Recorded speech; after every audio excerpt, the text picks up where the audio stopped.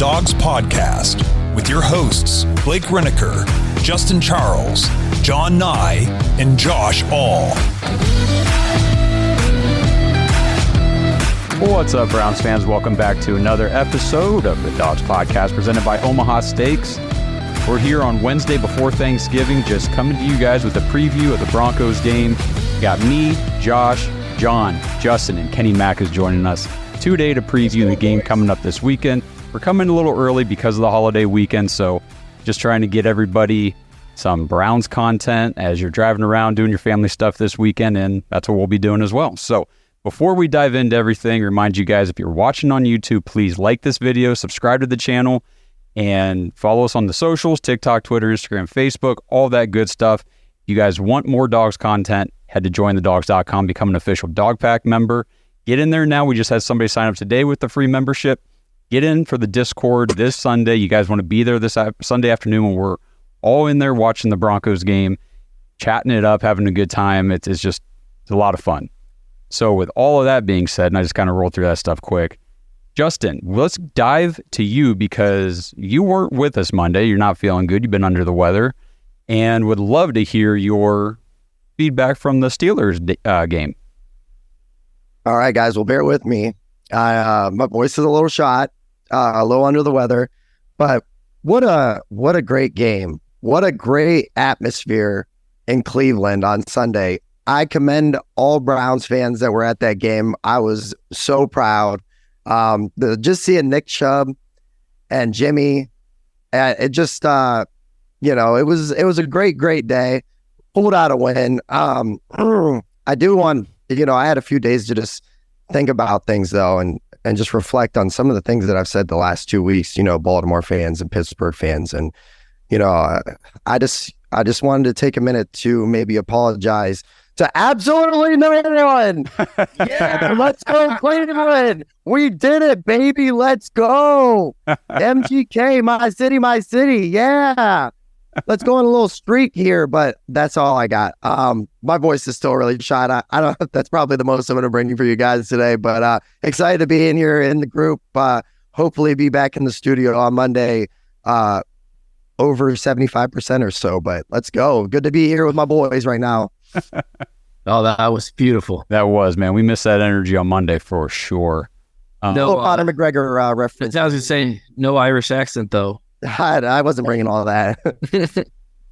I love that. So before we go any further in the show, I do want to just tell everybody, Blake had this really good idea. We played the Kevin Stefanski post-game speech on the show Monday night where, he's telling them, what about that effing team win?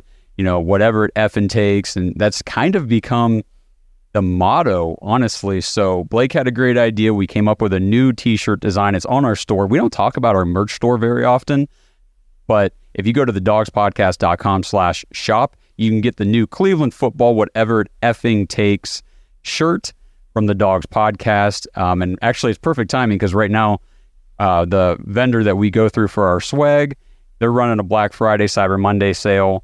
So shirts right now, you get your t-shirts starting at just $12.50. It's a pretty good deal, pretty good sale. It's a great time to get in there and just get this thing. Wear it the rest of the season because that's what this season's all about. It's about whatever it freaking takes to win every game we can possibly win. It's what we've been doing the whole season, and I don't see any reason why it stops now. I agree. This team's doing things other teams don't do. This much adversity is enough to make any team fold. And we're just not doing it. We're not hearing any of that negativity right now. You guys know where we were 10 years ago? We had Rob Chudinski as a coach. He had 3 quarterbacks that he went through. He went through Whedon. He went through Campbell. And I think we started the year off with Hoyer. And we even had 6 Pro Bowls that year. And what did we finish? Does anybody know? Was that a 4-12 year? Yeah. Okay. Yeah, 4-12. So that's a safe guess. We finished a lot of seasons 4-12. Yeah. Unlucky number for us. Both. Yeah. We're winning games that in the past we would always find ways to lose.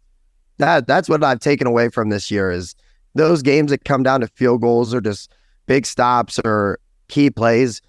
We never got any of those. And in fact, we'd laugh, amongst ourselves as Browns fans of how we would Browns it up, they used to call it. But I refuse to believe that this team is built different. You see it when you see they talk to these guys, when you see the mic'd up stuff, and Martin Emerson believes it. If you don't think these guys don't believe that they're a for real team, go watch some of that stuff. They don't care who's up, who's down. Let's go get the dub. Yeah, the defense has been unreal, and the offense does enough to pull it out at the end of the game. It's a lot like the Cardiac Kids. I was literally 5 years old when the Cardiac Kids were going at it with Brian Sipe, but they were pulling them out in the end. But can you guys imagine? Imagine if we had Dustin Hopkins for the last 5 years. Oh man, how many more wins would we have? Because you were just saying we're pulling out the field goals. That was one of the biggest things that we could do. I remember. I just happened to remember the New Orleans game. We had Tyrod Taylor threw a dime to I forget the rookie. We were about to win the game. We come back, and then I can't remember even who the kicker was. But Dude, I think it was Zane Gonzalez. Oh, it could have been Gonzalez. You're right. And he missed it, shanked it. I was like, ugh. Isn't that the game we had 2 missed extra points and 2 missed field goals, so we lost by 2 points or something? Yeah, I remember that one too. Yeah. And now we don't, these guys believe, man.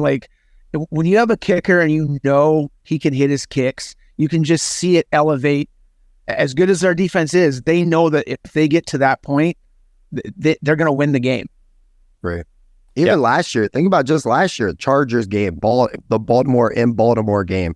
There was games that we could have taken away, and we just left it out there. We just on a kick. And, we tried to be patient with Cade York and said, hey, he's just a rookie. We've got high draft capital in the guy.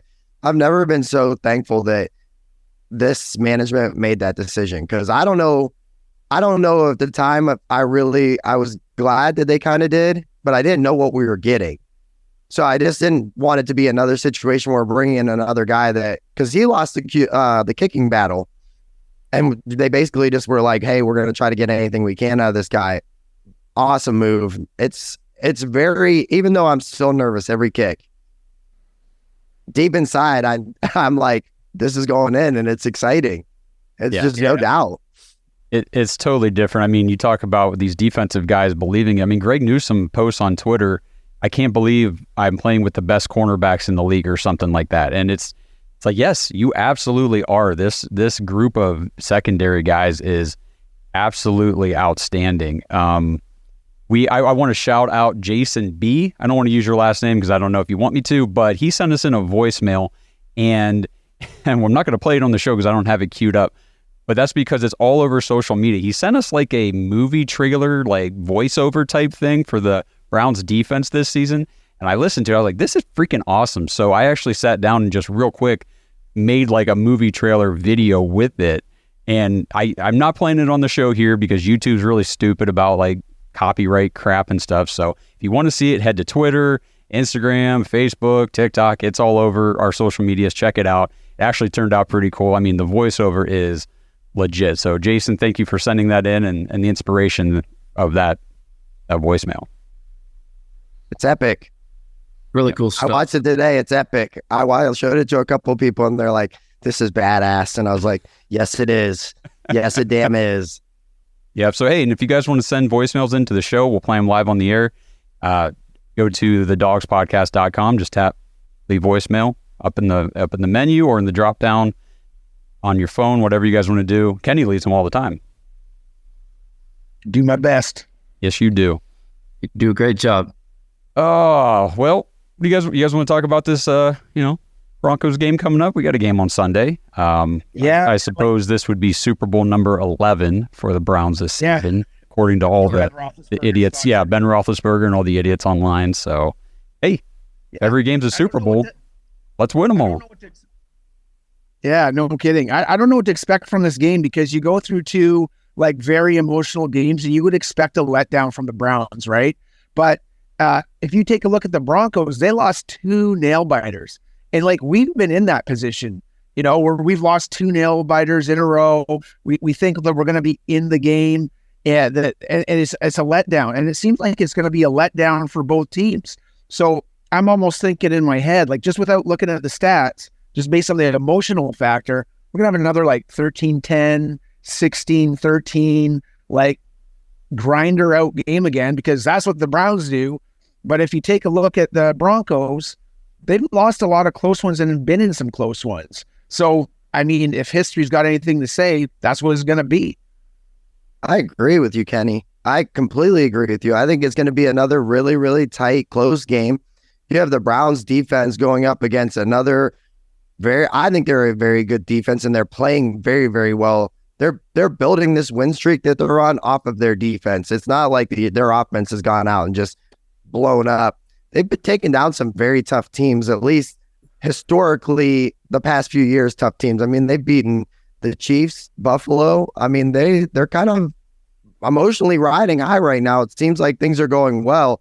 So I think it all comes down to, which offense can execute better or who can get a turnover.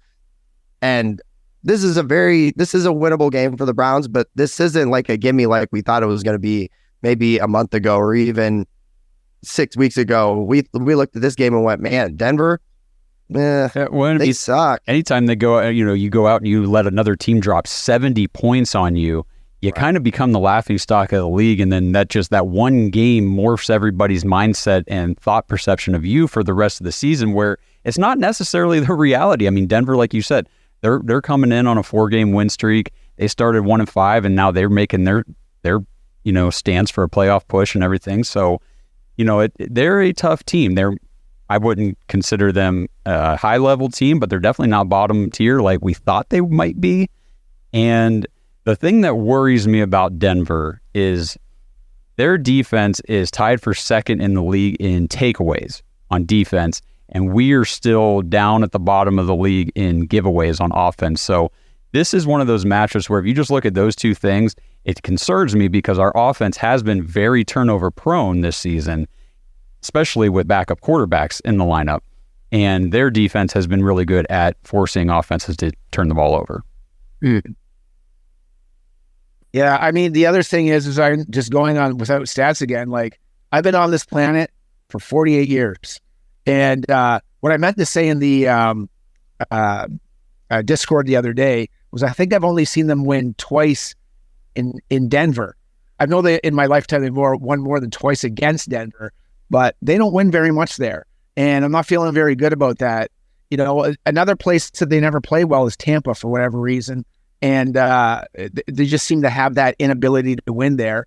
And if history dictates itself, not feeling too good about the game either. But I would really like to win this against an AFC opponent and then let the chips fall where they may against the Rams.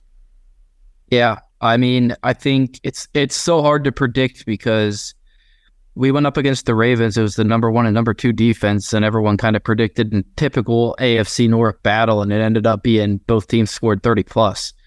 So this is a game where I feel like it's probably going to be low scoring because of the defenses, the takeaways. Statistically, that's kind of what it looks like. And we're going to go into a high altitude hostile stadium and have a tough time. Probably going to be, on the oxygen and stuff after every play.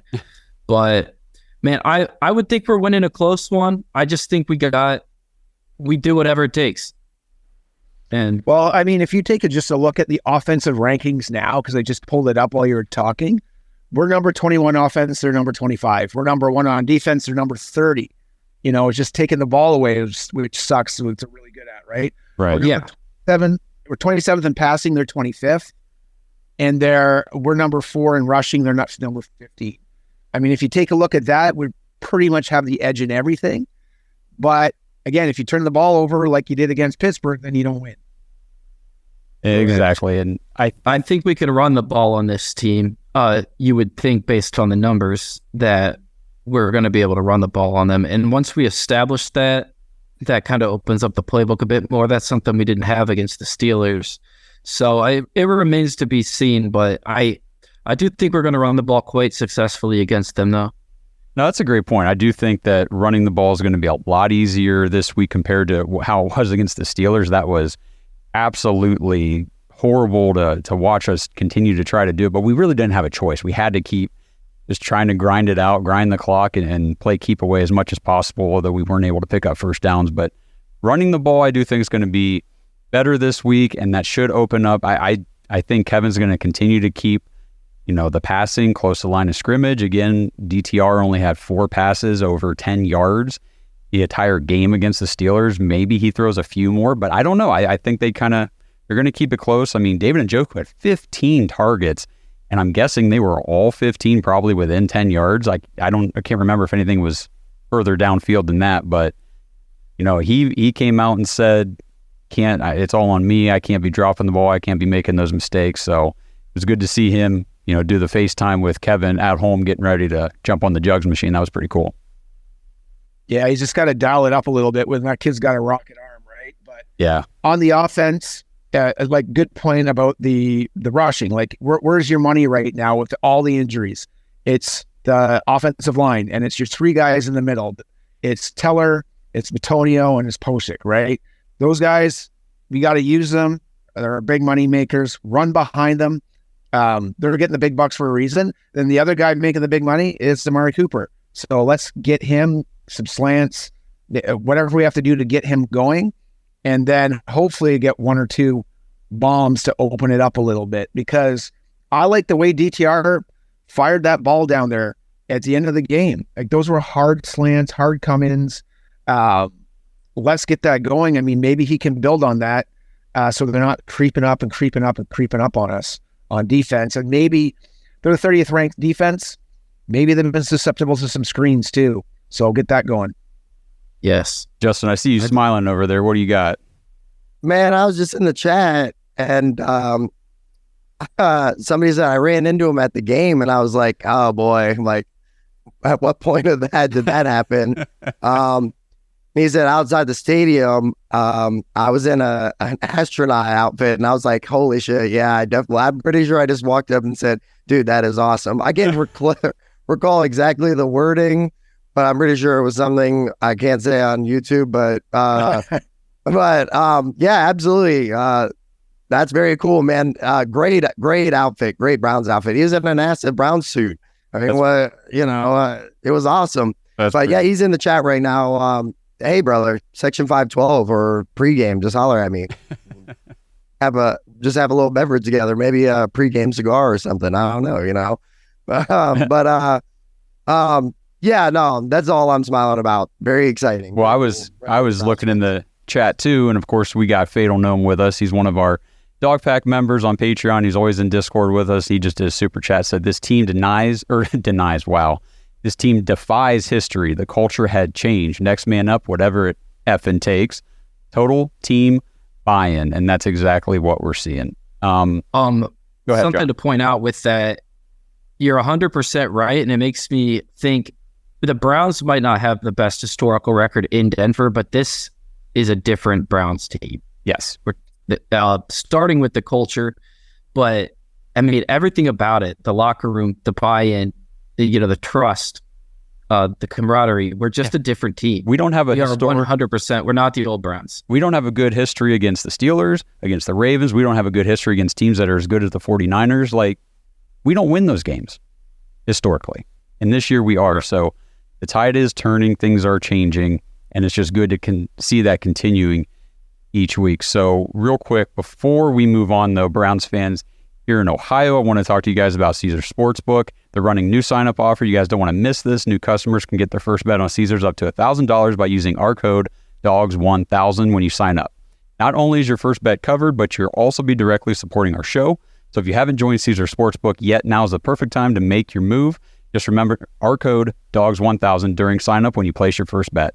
This offer is only available for new customers who are 21 and older and physically present in Ohio. Please gamble responsibly. If you or a loved one has a gambling problem, call 1-800-GAMBLER. Check the episode description for the full terms of the offer to see if you can qualify. This episode is brought to you by Omaha Steaks. Browns fans, the holidays are right around the corner, and it's time to start thinking about that gift giving and what you're going to be getting the special people in your life. I know for me, it makes my gift decision making so much easier when I just get everybody Omaha Steaks. That's right. Mom and dad, grandma and grandpa, the in-laws, brother, sister, Everybody just gets Omaha Steaks. So go to omahasteaks.com right now. Take advantage. They're doing 50% off site-wide for their Black Friday and Cyber Monday sale this week. So get in there and get these deals right now. So enter code DAWGS, DAWGS, when you check out, and you also get $30 off on top of the 50% off site-wide. So score these delicious deals. You get tender, juicy, extra-aged, perfect steaks, mouth-watering bacon wrap filet mignons. Like, this stuff is awesome, guys. Get your gift stuff done now. Check it off the list and enjoy the holiday season without the stress of figuring out what the heck you're going to get everybody. So hurry up. The Black Friday and Cyber Monday deals are going on right now at Omaha Steaks. They're going to be gone before you know it. Enter code DAWGS, DAWGS, when you check out at omahasteaks.com. Get 50% off site-wide, and that code DAWGS will get you an extra $30 off the order.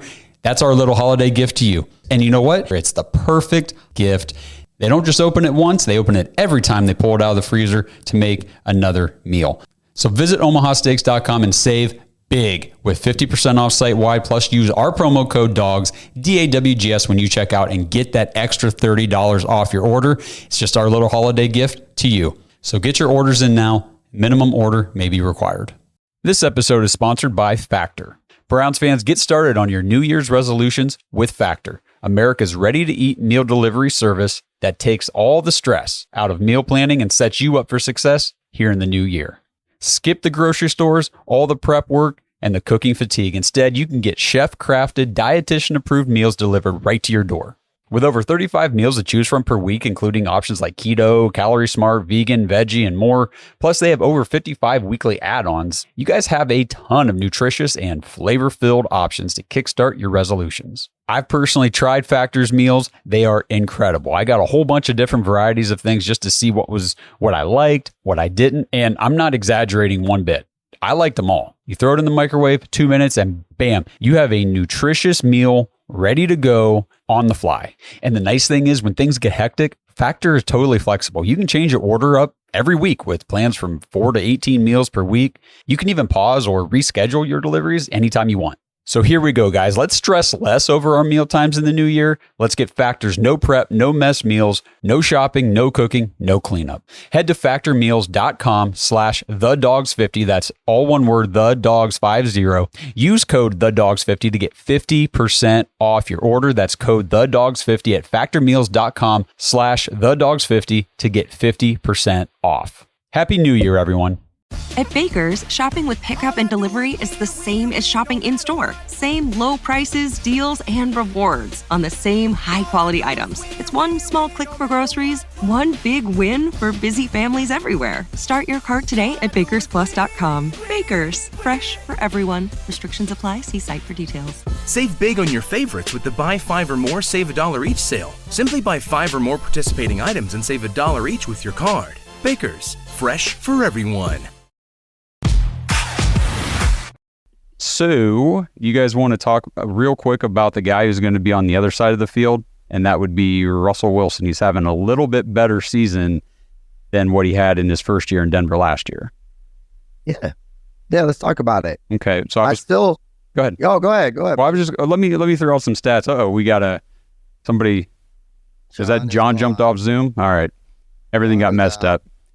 So Russell Wilson, the quarterback for the Broncos last year, he was completing just 60.4% of his passes, and he only threw 16 touchdowns the entire season. He's already got 19 touchdown passes this year, only 4 interceptions, and he's completing 69% of his passes. So he's definitely stepped it up from where he was last season. That's fair. Yeah, I still don't think he's like balling out or anything like that. I think there's a big emergence. He's never been like a scrub guy, but he had a nice breakout rookie year and then got injured. But Courtland Sutton is having a sneaky, quiet, very nice year. He's been kind of the go-to guy. We always thought it would be baby Jerry Jeudy, but Courtland Sutton is kind of a nice weapon for them. Go ahead, Kenny. Sorry, buddy. We're halfway through, and he's got 8 touchdowns. And then at the beginning of the year, I don't know what you guys did for fantasy. I took Russell Wilson in a lot of my leagues. It's more of a bench to kind of sub in or in some of my super leagues. That 19-4 touchdown to interception ratio, that's sweet. I'd love to have that here right now, because you're halfway through the season. So, I mean, He's shooting towards 40, which probably is not going to happen, but that's just doubling up. But he's looking good. And like, if you're going to bet on anybody, bet on Sean Payton, because he's slowly turning this team around, right? They're starting to believe a little bit. They're like in every game. Now they just got to win a couple, and like winning against us, like a big, like the number one defense, that will go big for them. But good for us. We got the number one defense. So let's make them, 5-6. Let's do this.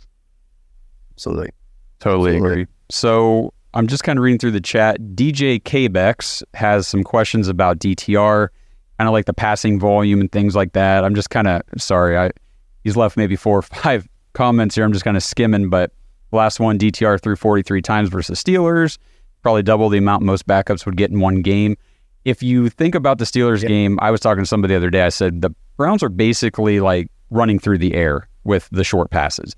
We weren't able to hand off as much as we wanted to because everything was a stuff at the line. So it was, okay, well, let's throw a 2-yard pass. And that's kind of how I saw that unfolding. As far as the more downfield passing, maybe a couple. I still think there's going to be a short leash on DTR in this one. I agree. And where we saw that? We saw that the last 2 times Ben Roethlisberger played us. He couldn't throw down the field. That's true. He had a hard time running. And they literally passed 3 to 5 yards down the field, and they knew our defense was the 30th ranked, and they couldn't stop it. You got to do the exact same thing to them. They are the 30th ranked defense. The only thing is you might get a couple more screens, and you still have to challenge them. There'll be a couple of shots that go down the field. And I still, like I said before, I really like that kid's arm. It's just how much control does he have over it? Right. I think too, as you got to remember too, this is only his 3rd start. So as he gets more comfortable, as he builds chemistry with, Amari and some, Elijah downfield, I think it can open up. I still think it's a little too soon. He's on a very short leash in that Pittsburgh game. I think that there was no way Kevin Stefanski was just going to cut him loose. And I don't think as Browns fans, we are going to be able to accept that if we lost by 2 field goals or a touchdown and there was 2 or 3 interceptions. We would have lost our minds. We would have been very upset. So I agree with what he's saying as far as I think down the road. I think that Ken, you said it too. The kid's got a cannon arm. He can throw it.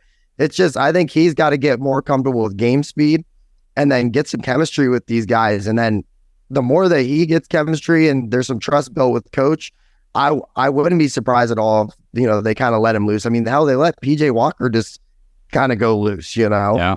You know what the stat was from the combine? So they measured the velocity of the ball since 2014. And since you were in the last episode, basically him and Josh Allen have the 2 highest measured recordings ever, with Josh Allen being the highest, and he's just slightly underneath. I mean, that's a pretty impressive company because Josh Allen has an absolute cannon. Yeah, man. Sure.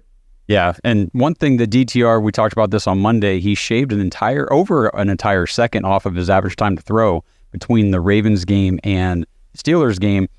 And obviously a lot of that, I mean, that's Kevin Stefanski. That's the game script. That's, okay, we've got 2 backup tackles. I'm not going to give this, aggressive TJ Watt, Highsmith, Hayward, Steelers defensive line anytime to get past you guys to get after my rookie quarterback. We're snap and throw. Basically, we did what we make quarterbacks do against us. Yeah. Sure. Yeah. We were just able to come out on top. If you would have seen the last drive compared to the rest of the game, like that ball came out fast. Mm-hmm. Like, he came back, and that was fast, man. Because I just rewatched it before I got on here because I'm boy. exciting, right? And he really got that ball out. And if we can do that against the Broncos, man, boy, oh boy. But the one thing that we're not talking about is, man, he is so athletic. Watching him in the preseason, like, no wonder he was everybody's favorite, like the media darling almost, right? Because he could make plays with his feet, and I was a little shocked they didn't run more than he did. So I'm not sure if he was told not to, don't fumble the ball, like, basically, because you don't know where they're coming from. And maybe we'll see a little bit more of his athleticism in this game. That's a good point. I talked about that too on Monday. This is kind of the one thing I was hoping for a little more of that we didn't see against the Steelers was the DTR running the ball. But that's a great point. Probably just honestly, they just wanted him to manage the game. Don't turn the ball over. Avoid the big disaster. And he did exactly that. So, he had the one pick, but again, it went off a guy's hands. I think, like you guys said, he just needs more time with his receivers. He needs more. They need to talk to him and say, hey, when we're this far away from you, like, you don't have to throw it as hard as you can. You don't have to gun it in here. Just get it to us and we'll make the play. And those touch passes are going to come. He just needs more reps. He needs more experience. And the only way he's going to get it now, unfortunately, is trial during actual games. So we have to get him experience while mitigating risk at the same time. So Kevin Stefanski's got his work cut out for him, and there is nobody I'd rather have handling this situation than Kevin. Yeah, and exactly. And for all you guys out there that are saying like Kevin can't make halftime adjustments, listen, when you have a DTR, there are no halftime adjustments. You have one of the best punters and you have one of the best defenses. You play the field position game. So back to what we were saying, it's going to be the Ben Roethlisberger, what he did to us, we're going to have to do to everybody else if we're not running. And there's no deviation from that. You can win that way. It is somewhat sustainable because we did against the Steelers, right? Right. So that's just the way it's got to be. Yeah, and I think Blake has talked about the halftime adjustment fallacy before. I heard something, I think it was Tony Dungy talking about it. He's a former NFL coach, said halftime adjustments don't happen. You would make adjustments the whole way through the game. You adjust based on what's going on series to series and things like that. During halftime, he's like, that's basically where you just get things buttoned up, go to the bathroom, drop a deuce, whatever guys got to do, and then you're back out on the field. Halftime's pretty short in the NFL if you think about it. So there's not a whole lot of adjustments that go on at halftime. The halftime adjustment thing doesn't really happen. You're adjusting the whole game, and that's really what we saw Kevin doing. Even as the Steelers were adjusting during the game and saying, all you're going to do is run and throw short passes, we're taking all that away. Well, Kevin said, okay, you can take all that away, but we're just going to keep going at it because I still don't trust this kid to go downfield. I'm going to continue to avoid the big mistake. Eventually, we're going to break a big one. Kareem Hunt with a 16-yard hurdle run, a couple, nice throws to David. It was enough to get it done. And did we not win the game? We won the Maybe game. I'm wrong. Maybe I missed something.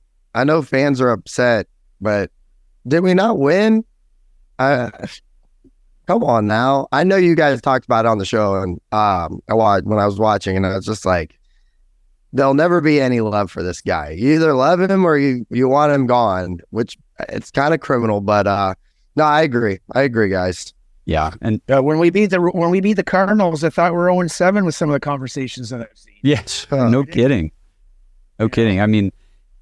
The thing with Kevin is, like you said, Justin, you either love him or you hate him. Does he do everything right? No, of course not. No coach does. Does he make mistakes? Yes, he does. One thing I keep seeing that drives me crazy right now is, well, he should have thrown the challenge flag on that first, non-safety call right away. Like, when do challenge flags get thrown immediately? You know what I mean? Usually the team runs up to the line because they're like, oh shit, they're going to challenge this. And they try to run the play. And then usually the snap gets off before, and then they're whistling it dead. It's always what happens. Kevin tried to throw that challenge flag. He threw it at the last second, which happens all the time. Yeah. And the refs claim they didn't see it, which is why whenever he challenged the Ford no touchdown call, he chucked it at the referee's foot and was like, you're going to freaking see this one. And Kevin's got a little attitude with him. And I just don't think people want to see it, but sometimes I don't think they see it. I agree. It's fair. I wonder if there's any kind of stat or whatever, like if you're throwing your challenge flag out in the second play of the game, like maybe just coaches don't do that immediately either. You know what I mean? Well, and you need the end of the game because this is going to be a tight game. Yes. Right? Yes. And that we're sitting at home and we get, as soon as the play's over, they're showing a replay and we're like, well, that's a safety. Well, there's 15 to 20 seconds before that the team's getting up there to run the next play. Kevin doesn't have the replays in front of him. All he has is somebody in his headset, and he's got a whole team of guys trying to figure it out real quick because, like you said, it was right at the beginning of the game. Are we going to potentially burn a timeout here trying to challenge this thing? Is it even worth it? How close was it? They're trying to do a whole lot of data analysis real fast. And, it's easy for us to sit on the couch and say, oh, you should have thrown it right away. He's trying to manage the entire game, not just that moment in time. So let's not act like Pittsburgh doesn't.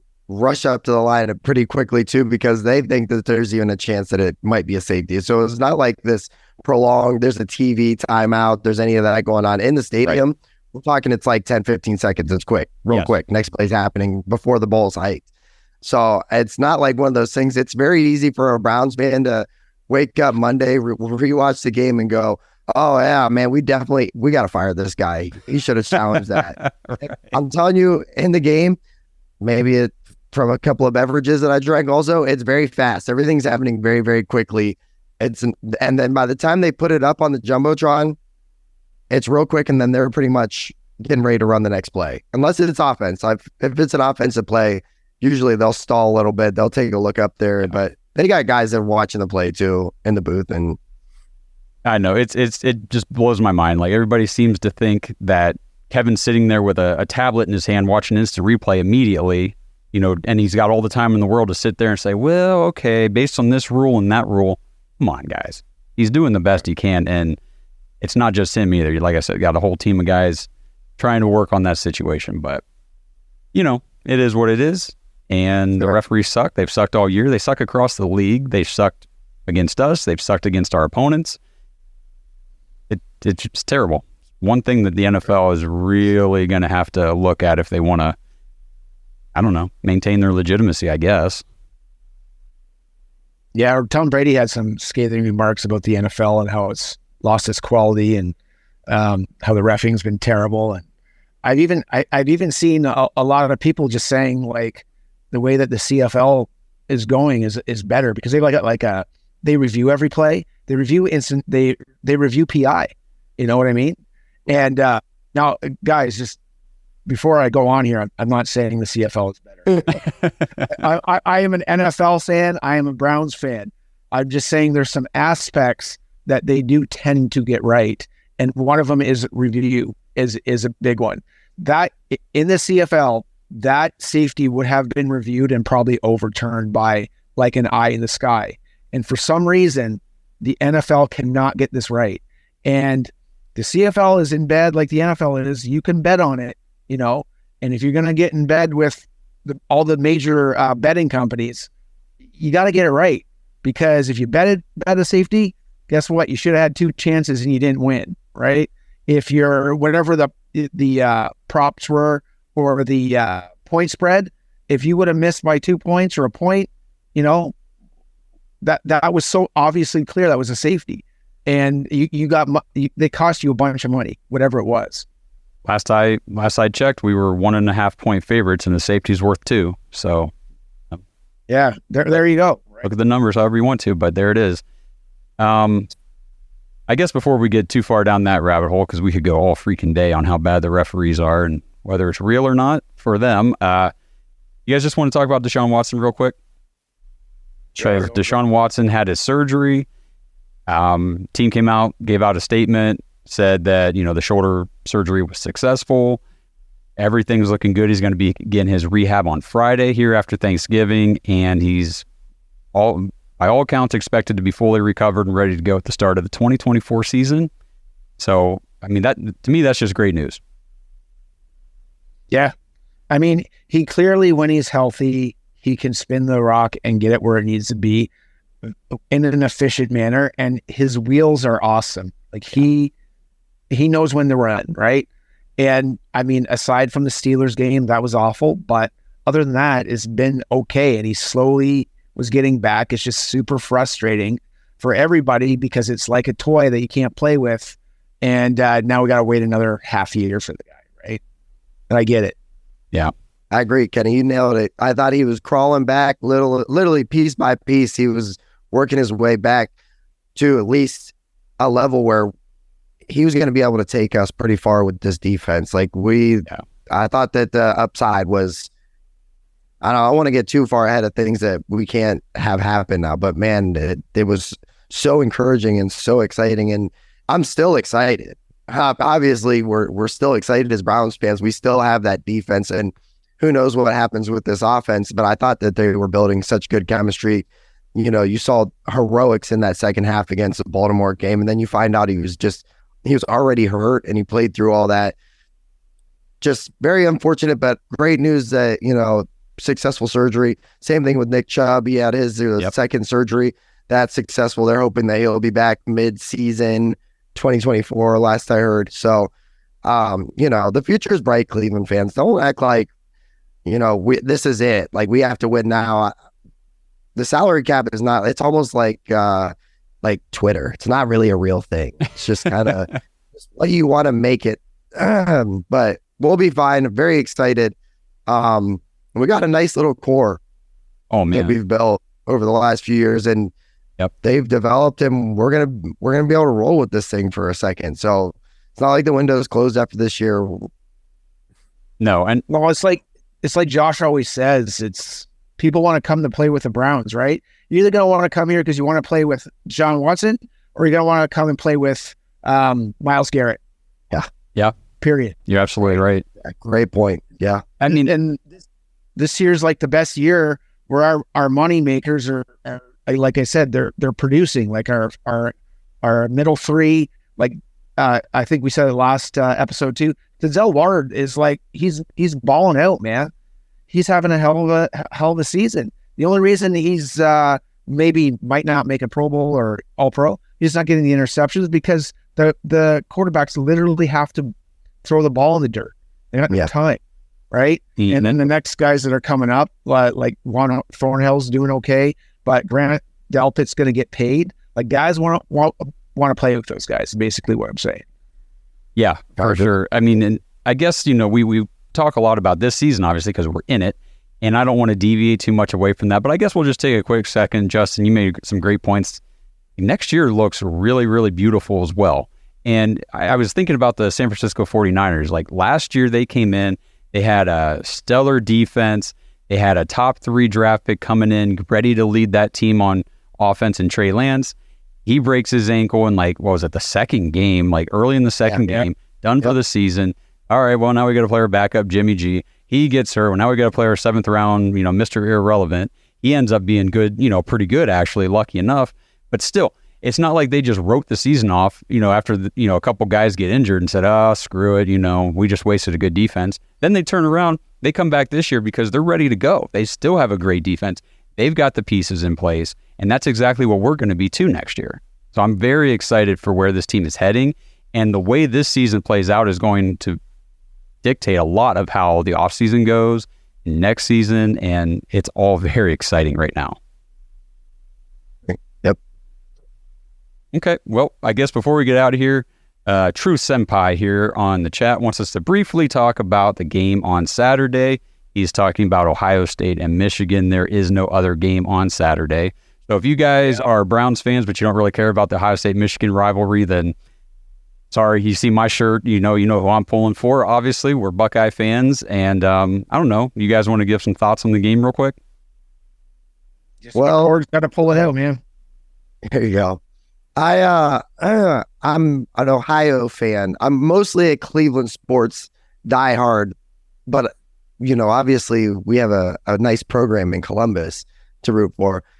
I feel like it's almost a setup game for Ohio State. No matter what, when we win, there's going to be excuses. Either Harbaugh, it's because Harbaugh's not there. I wish he was there because when we kicked their ass, we don't have to hear any excuses about it.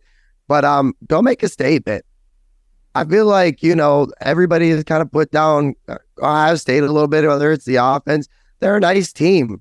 They got playmakers everywhere on both sides of the ball. So I hope, they go in there, they kick the shit out of them, embarrass them in their home crowd, and then let's see what those rankings look like, and we'll head towards that Big Ten championship. Let's go. OH. IO, baby. That's right, man. I mean, the last couple have not been so stellar.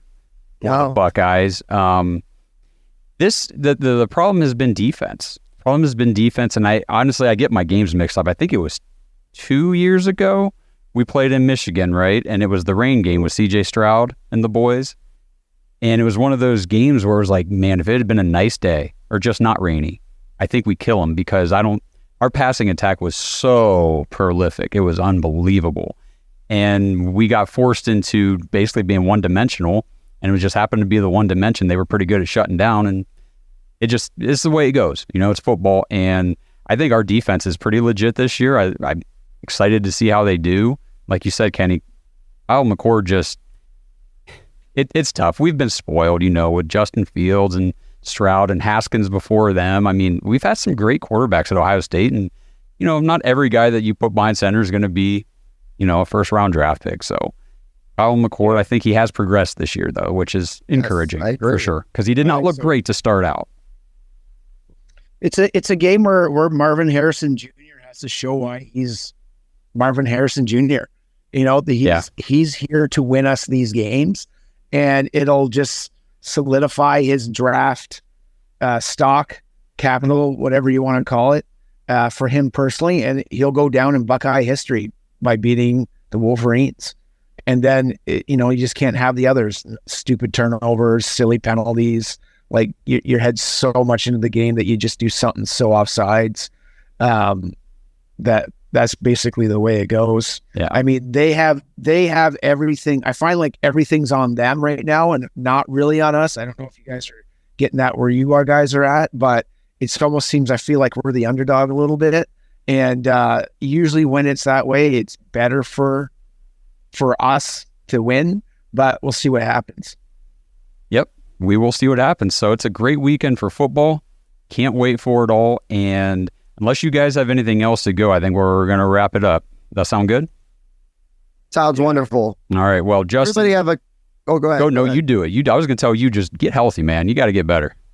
Don't worry. We'll get there, baby. We'll get there one day at a time. I'm just blessed to be here, and I'm blessed to be a part of this Browns winning streak. But I hope everybody has a wonderful holiday and enjoy a great weekend of sports. And hey, let's just go Browns, baby. Let's go. That's right. Go Browns. Yeah, man.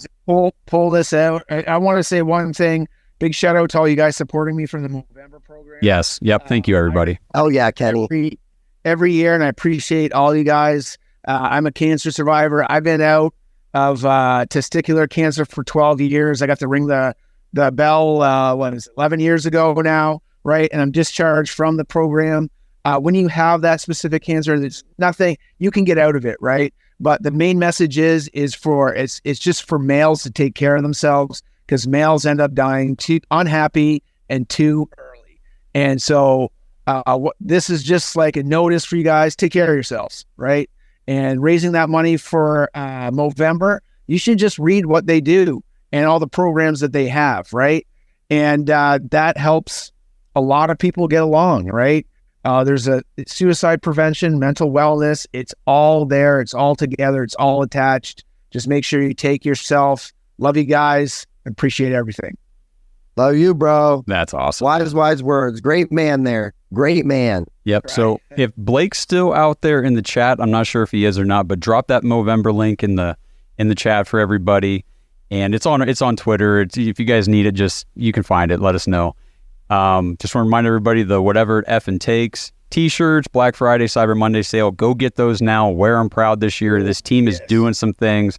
And just last thing, the Omaha Steaks Black Friday, Cyber Monday sale is going on. 50% off site-wide, $30 extra off when you use our code DOGS. So go get your orders in.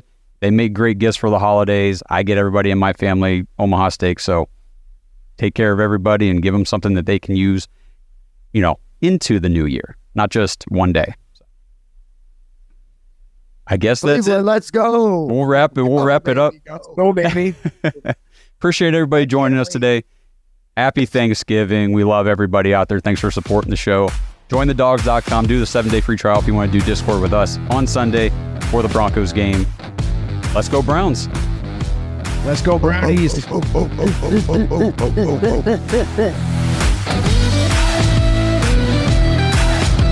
Thanks for listening to another episode of the Dogs Podcast. Make sure you subscribe on YouTube and follow us on Twitter at The Dogs Podcast. Get your thoughts on the show at thedogspodcast.com.